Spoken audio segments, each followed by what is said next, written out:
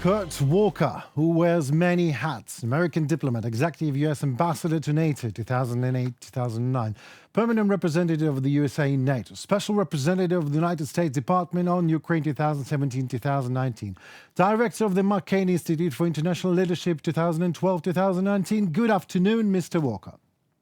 Thank you so much. It's great to be with you. First question, the fears of escalation. Whatever that term means, do you remember the Senate approving the last tranche of $16 billion?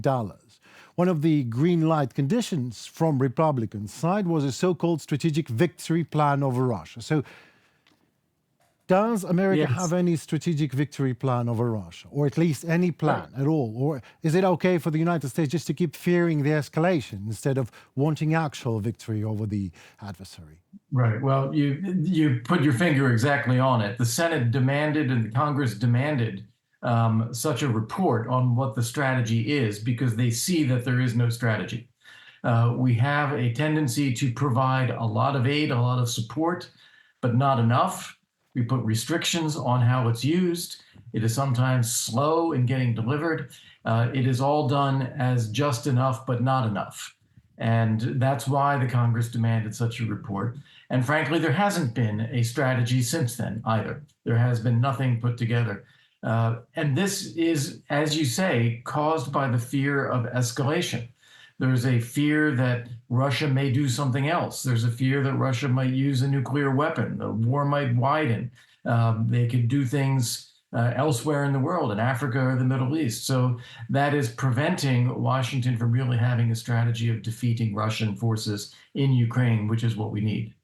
But this is just only protracting the war. I mean, Russia does it anyway. And, you know, like my good friend, I hope that I can call him friend, Lieutenant Colonel of British Army, Glenn Grant, he says that the day Russia stops waving the nuclear gavel and tries to use it is the last day of Russia. Do you believe this is the case?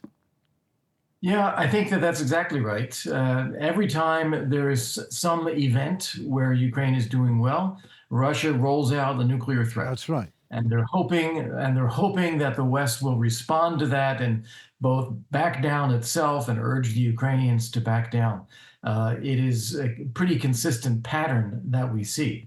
And honestly, I think we have to actually believe more in strength and deterrence as a way to prevent Russia from doing things. Right. It shouldn't be about our backing down and being self-deterred. It should be about having a position of strength where Russia knows there will be consequences if it takes certain actions, and that those consequences are unacceptable to Russia. Right. Strategic nuclear deterrence still works perfectly well. We need to do the same at a tactical level as well, saying that any tactical use of any nuclear weapon is completely unacceptable and will be met with a devastating response. How can Ukraine help in this matter? How can we make West to deter better? You know, I don't know what else Ukraine could do that it hasn't already tried. I think that they've had discussion after discussion, meetings with the White House, with Congress, with the Senate. President Zelensky has spoken publicly many, many times. He's reached out directly to the American public. You've had MPs coming to the U.S. making the case at a lawmaker level to fellow lawmakers in the United States.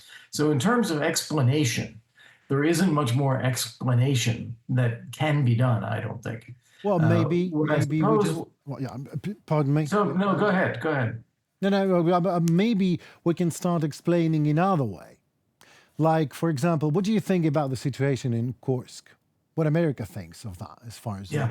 So that's where I was going as well. So what I think would make a difference for a U.S. administration would be seeing a way where Ukraine can actually win, where Ukraine establishes a dominant position. And some of the things we've seen in the last few weeks are encouraging. I would say the successful strikes in Crimea against air defense systems, against Sevastopol, forcing the Russian Navy to withdraw from Crimea, eventually cutting off Russian forces that are in Crimea, having territory inside Russia as a bargaining chip. These are all things that put Ukraine into a stronger position that may give some encouragement to the US administration to believe that you can create a stronger position for Ukraine, create a better negotiating position for Ukraine in the long run, and do so without risking major escalation by Russia. Right. Donald Trump or Kamala Harris, what would change for Ukraine, you believe?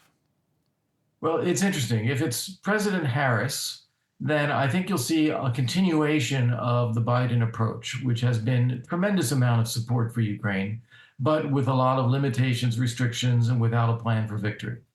I think if it is President Trump, you're likely to see a desire to rebuild a position of strength for the West and for Ukraine, with a combined pressure to get into a negotiation in order to create an end to the fighting. And I don't know if you saw an article that former Secretary of State Mike Pompeo and David Urban published about 2 weeks ago. I think that's the best description that I've seen of what a Trump approach might look like. Well, you say that Trump's desire to rebuild something, but desire is not the ability. Do you think he has the ability to do that? Oh, I think so. I think so. A lot of what has been lacking are things that are eminently doable, like lifting restrictions on the use of weapons that we provide. Right. Putting in place a lend-lease policy, again, such as we used to have in the Congress that was never used, but putting that back in place so Ukraine can borrow even more resources than we're providing through assistance. Certainly driving down global energy prices through increased U.S. production is something he'll want to do regardless, because that's something he wants to do for the United States. So I think a lot of those measures are in fact doable.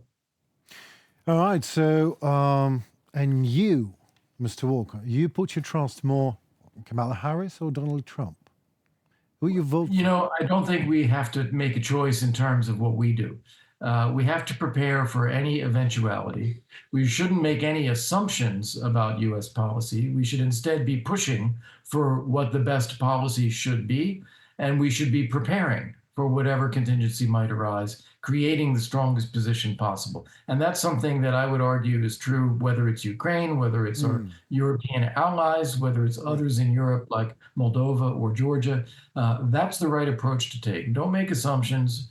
Do your own homework and be proactive. So are you talking about the plan A and the plan B just as well? In any case, you're ready for In whatever. any case, yes. In any case, I think the way we should plan and prepare and act is going to be the same. So when you say we, are you talking about Ukraine and United States? I'm saying those who are trying to establish a Ukrainian victory and a renewed peace in Europe, which I view as kind of a common family, a common transatlantic community. We all have an interest in seeing Ukraine succeed and peace restored in Europe. Lovely. Thank you so very much for your time and expertise. And I have a lot of questions. Just don't have too much time this time. But next time we meet, I will definitely ask more questions. Very good. And I'll be planning to come to the YES conference in September, so perhaps see you there. Promise me an interview in this very studio. Sure. Well, studio is always difficult because of travel time. It depends where the studio is. Okay, whenever when you come to Ukraine, just let me know. I'll be there. Okay, very good. Will do. Great. Thank you so very much, Mr. Volker. Goodbye. Thank you. Kurt Volker was with us, American diplomat, executive U.S. ambassador to NATO, permanent representative of the USA in NATO, and the man who wears many hats. Quite an interesting conversation. Stay tuned for more. Thank you.